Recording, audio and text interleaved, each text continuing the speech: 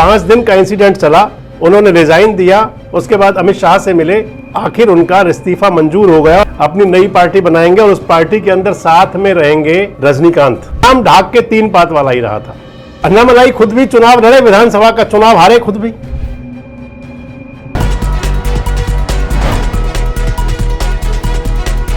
दोस्तों नमस्कार, मैं संजय मग्गोर मौजूद हैं देश रोजाना के डिजिटल मीडिया मंच पर। 2014 में भारत की सियासत के अंदर मोदी युग का प्रारंभ हुआ था, मोदी युग शुरू हुआ। हालांकि भारतीय जनता पार्टी सत्ता में तो पहले भी आ चुकी थी।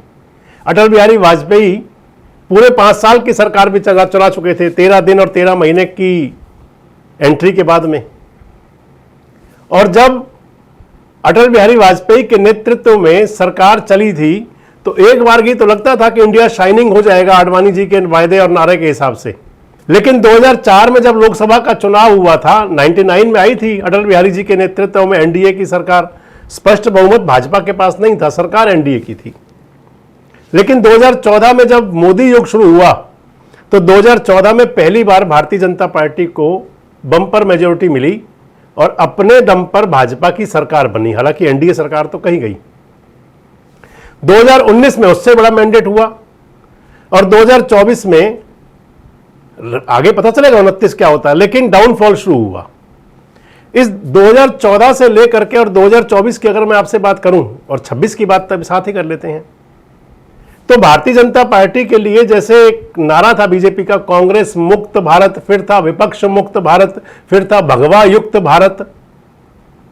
उत्तर भारत के अंदर तो पूरा होता चला गया, लेकिन दक्षिण भारत में आते आते जैसे भारतीय जनता पार्टी पूरी तरह से घुटनों के बल आ जाती है। आज भी देखें तो दक्षिण भारत की ही कंडीशन है। कर्नाटक में एक बार एंट्री मिली थी, लेकिन अब वहां फिर से सरकार कांग्रेस पार्टी की है 3 साल से। मुख्यमंत्री का चेहरा बदल गया, सरकार कांग्रेस की है। केरल भी कांग्रेस को मिल चुका है। तमिलनाडु के अंदर उम्मीद जगी थी भारतीय जनता पार्टी को एक बार, जब अन्नामलाई को भाजपा ने अपनी पार्टी में शामिल कराया था। और यही बात करूंगा आपसे तमिलनाडु की, अन्नामलाई की। मात्र 42 साल के युवा नेता यानी कि यूथ आइकन, आईपीएस से और राजनीति का सफर। 2011 मैंने बताया आपको आईपीएस अधिकारी बने थे तमिलनाडु कैडर से, सुपर कॉप भी थे, 9 साल तक सेवा में रहे। 2020 से पहले 2019 में ही इन्होंने आईपीएस की नौकरी छोड़ दी। मोदी जी से प्रभावित होकर के 2020 में, अगस्त 2020 था जब शामिल हुए थे, भारतीय जनता पार्टी में शामिल हो गए। 2021 में तमिलनाडु के प्रदेश अध्यक्ष बने और उनके नेतृत्व में भारतीय जनता पार्टी चुनाव मैदान में उतरी। आपको ध्यान होगा वो चुनाव 2021 वाला, मंदिर मंदिर थे मोदी जी, मंदिर मंदिर जाते थे, लेकिन नाम ढाक के 3 बात वाला ही रहा था। अन्नामलाई खुद भी चुनाव लड़े, विधानसभा का चुनाव हारे खुद भी। उसके बाद उन्होंने कोयंबटूर से लोकसभा का चुनाव भी लड़ा 2024 में, वो भी हारे। 2026 के चुनाव में चुनाव नहीं लड़े। अब उन्होंने छोड़ दिया है भारतीय जनता पार्टी को। 5 दिन का इंसिडेंट चला, उन्होंने रिजाइन दिया, उसके बाद अमित शाह से मिले, आखिर उनका इस्तीफा मंजूर हो गया और अब अपनी नई पार्टी बनाने की तैयारी वो कर चुके हैं। अपनी नई पार्टी बनाएंगे और उस पार्टी के अंदर साथ में रहेंगे रजनीकांत। रजनीकांत के साथ मिलकर के पार्टी बना रहे हैं। रजनीकांत माने तो सिने जगत का वहां का चमचमाता हुआ चेहरा। रजनीकांत भी बड़ी चाह में थे, भाजपा की तरफ भी हुए थे कि कभी बात बन जाएगी, सरकार बन जाएगी। लेकिन अब नए नवेले विजयन की सरकार है, वहां पर विजय थलापति वहां के थलापति हैं इस टाइम पर। अब के अन्नामलाई ने छोड़ दिया है भारतीय जनता पार्टी को।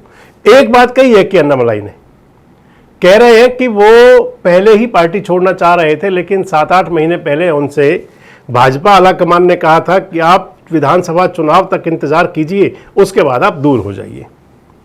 एक बड़ा कारण यह भी रहा था अन्नामलाई के बीजेपी से अलग होने का कि भाजपा ने अपना प्रदेश अध्यक्ष भी बदल दिया था पिछले दिनों। नैना नागेंद्रन अध्यक्ष बने थे। वैसे अगर देखें तो जिन अरमानों के साथ में अन्नामलाई को भारतीय जनता पार्टी ने अपने पूरे ताजो तख्त दिए थे, सूबे की कमान दी थी, उससे भाजपा को फायदा कोई नहीं हुआ। जिस रेशियो की पार्टी भाजपा पहले थी आज भी वही है, बस एक विधायक मिला अब की बार। आपको ध्यान होगा तमिलनाडु में अब की बार जब चुनाव प्रचार करने मोदी जी गए थे तो सारा गेटअप भी चेंज करके गए थे, लेकिन उसके बावजूद जनता को प्रभावित नहीं कर पाए। ना प्रभावित कर पाए अन्नामलाई, ना AIADMK के साथ मिलकर करके कर पाए, और ना ही इससे पहले जो अन्नामलाई जी साथ थे, किसी तरह से कोई बात बनी नहीं। अब अन्नामलाई जो है, उनका यह कहना है कि वो द्रमुक को अपने आगे रखेंगे, क्योंकि जो सियासत है साउथ की बड़ी अलग टाइप की चलती है।